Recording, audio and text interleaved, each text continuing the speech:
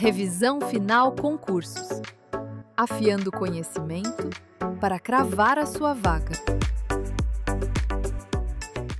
Olá, futuro servidor, futura servidora! Sejam muito bem-vindos ao Revisão Final Concursos.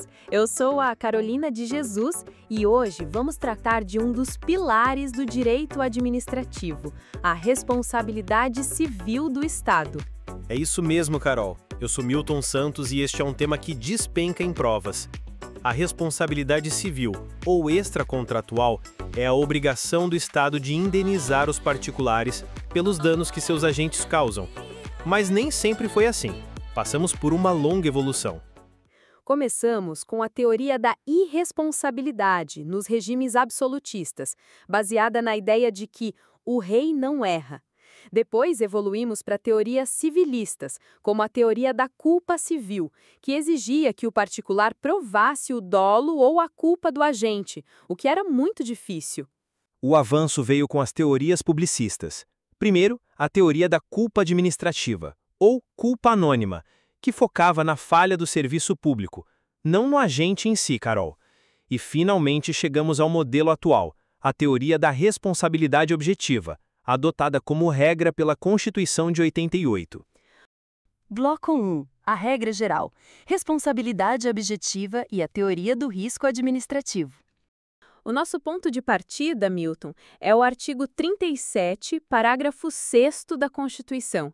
Ele estabelece que as pessoas jurídicas de direito público e as de direito privado prestadoras de serviços públicos responderão pelos danos que seus agentes, nessa qualidade, causarem a terceiros.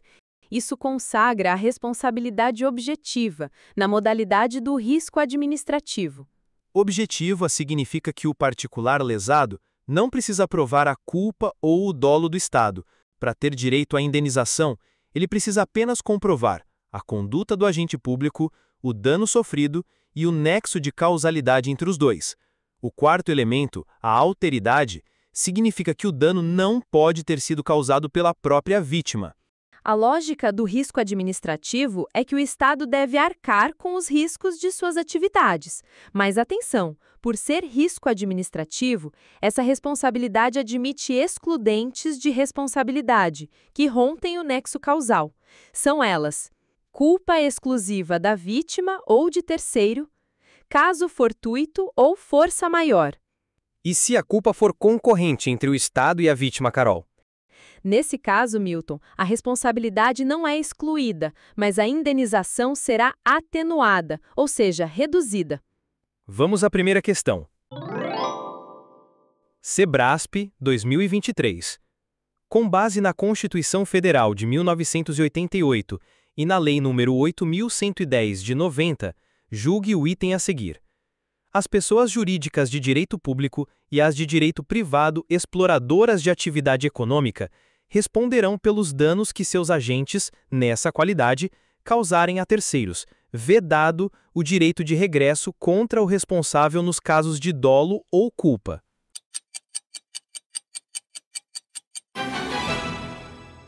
Questão errada, Milton. A previsão constitucional é outra, não englobando as pessoas jurídicas exploradoras de atividade econômica. Logo, quem está sujeito à teoria do risco administrativo, de natureza objetiva, são as pessoas jurídicas de direito público e as pessoas jurídicas de direito privado prestadoras de serviços públicos.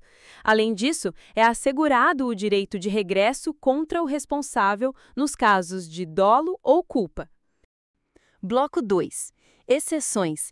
Risco integral, risco social e a responsabilidade por omissão. Se a regra é o risco administrativo, a primeira exceção é a teoria do risco integral. Nela, o dever de indenizar é absoluto, não se admitindo qualquer excludente de responsabilidade. O Estado se torna um segurado universal.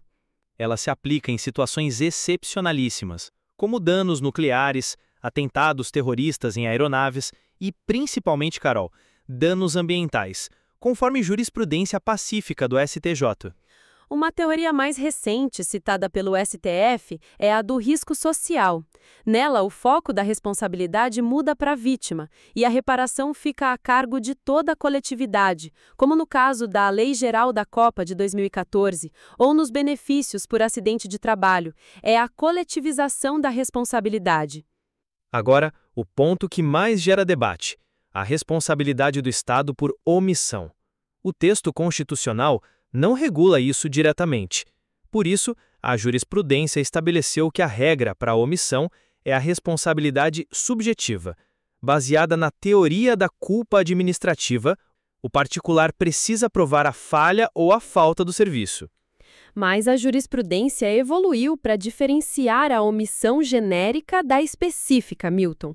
A omissão genérica atinge toda a coletividade. Exemplo, falta de iluminação pública. E a responsabilidade é subjetiva. Já na omissão específica, o Estado tem um dever concreto de agir para evitar o dano a particulares determinados e falha. Nesses casos, a responsabilidade é objetiva. Os exemplos clássicos de omissão específica são danos a presos em custódia e a estudantes em escolas públicas, situações em que o Estado atua como garante. Vamos a uma questão de múltipla escolha. Em matéria de responsabilidade civil do Estado, assinale a alternativa correta. Opção A. A teoria do risco integral, por ser a regra no Brasil, aplica-se a todos os danos causados por agentes públicos. Opção B. A responsabilidade do Estado por omissão é sempre objetiva, independente das circunstâncias. Opção C. Danos ambientais causados por uma obra pública sujeitam o Estado à responsabilidade objetiva na modalidade do risco integral, que não admite excludentes de nexo causal. Opção D. Em caso de culpa concorrente entre o Estado e a vítima, a responsabilidade estatal é completamente afastada. Opção E. A teoria do risco administrativo exige a comprovação do dolo ou culpa do agente público para que o Estado seja responsabilizado.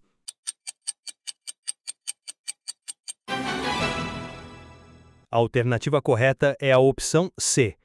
A responsabilidade por danos ambientais é um dos raros casos de aplicação do risco integral. A opção A está errada, pois a regra é o risco administrativo. Na opção B, a regra na omissão é a responsabilidade subjetiva. E já na D, incorre em erro, pois a culpa concorrente apenas atenua a indenização. E na responsabilidade objetiva, dispensa a comprovação de dolo ou culpa. Bloco 3. Quem responde? As pessoas e a ação de regresso. O artigo 37, parágrafo 6º, define quem responde objetivamente: as pessoas jurídicas de direito público, União, Estados, autarquias, etc., e as pessoas jurídicas de direito privado prestadoras de serviços públicos, concessionárias, permissionárias. Empresas estatais que exploram atividade econômica, como o Banco do Brasil, não entram nessa regra. A responsabilidade delas é subjetiva, como a de qualquer empresa privada. Já as concessionárias respondem objetivamente tanto pelos danos aos usuários do serviço quanto aos não usuários, conforme decidiu o STF. E a jurisprudência do STF, Carol, também firmou que, no caso dos cartórios, o Estado responde objetivamente pelos danos causados por notários e registradores. O particular aciona o Estado, que depois pode buscar o ressarcimento. Exato, Milton. E isso nos leva à ação de regresso. Após o Estado indenizar o terceiro, ele tem o direito de processar o agente público responsável. Mas atenção, a responsabilidade do agente perante o Estado é subjetiva. O Estado precisa provar que o agente agiu com dolo ou culpa. E o STF, no tema 940, consolidou a teoria da dupla garantia. O particular aciona o Estado, responsabilidade objetiva, e o Estado aciona o agente, responsabilidade subjetiva. O particular não pode acionar diretamente o agente público. Vamos treinar mais um pouco. FGV 2023. Petrônio conduzia um veículo automotor, momento em que foi atingido pelo automóvel da autarquia XYZ. causando danos sérios ao seu carro, utilizado diuturnamente em suas atividades laborativas. Nesse cenário, a responsabilidade civil da autarquia é: opção A, objetiva, dispensando a comprovação de dolo ou de culpa por se tratar de entidade de direito público integrante da administração pública indireta. Opção B, objetiva, dispensando a comprovação de dolo ou de culpa por se tratar de entidade de direito público integrante da administração pública indireta. Opção C, subjetiva, demandando a comprovação de dolo ou de culpa por se tratar de entidade de direito privado integrante da administração pública indireta. Opção D, objetiva, dispensando a comprovação de dolo ou de culpa por se tratar de órgão integrante da administração pública direta. Opção E, subjetiva, demandando a comprovação de dolo ou de culpa por se tratar de órgão integrante da administração pública direta.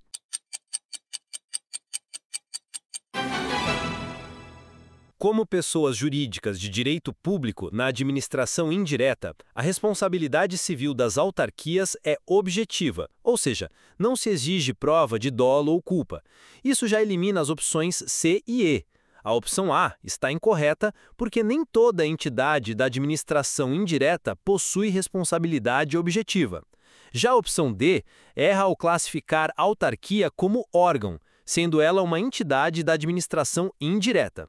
Sendo assim, a resposta correta é a opção B. Bloco 4. Prazos prescricionais e atos legislativos/judiciais. E quanto aos prazos, Milton? Então, Carol, o particular tem 5 anos para ajuizar a ação de indenização contra a Fazenda Pública, conforme o Decreto 20.910 e a jurisprudência do STJ. Já a ação de ressarcimento do Estado contra o agente, ação regressiva, tem uma regra mais complexa. O STF, no RE 669.069, decidiu que a ação de reparação de danos decorrente de ilícito civil é prescritível. No entanto, no RE 852.475, decidiu que a ação de ressarcimento por ato doloso de improbidade administrativa é imprescritível. Para a prova, a regra geral do ilícito civil é a prescrição em 5 anos. Para fechar, e a responsabilidade por atos legislativos e judiciais, Milton? A regra aqui é a irresponsabilidade do Estado, com base na soberania. Mas há exceções. Para atos legislativos, o Estado responde por leis de efeitos concretos que causem danos e por leis declaradas inconstitucionais pelo STF. Para atos judiciais, o Estado responde por erro judiciário, condenar o inocente ou mantê-lo preso além do tempo, e quando o juiz age com dolo ou fraude.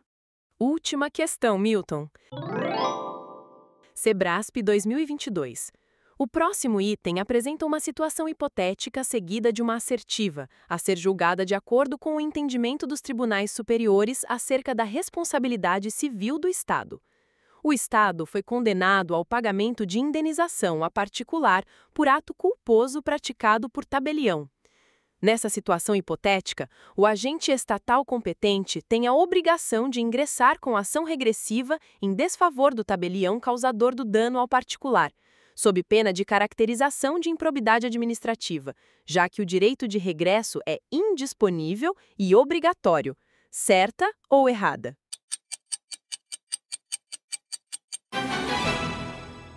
No julgamento do RE 842/846, o STF fixou o seguinte entendimento: o Estado responde objetivamente pelos atos dos tabeliães e registradores oficiais que, no exercício de suas funções, causem danos a terceiros, assentado o dever de regresso contra o responsável nos casos de dolo ou culpa sob pena de improbidade administrativa. Assertiva, certa.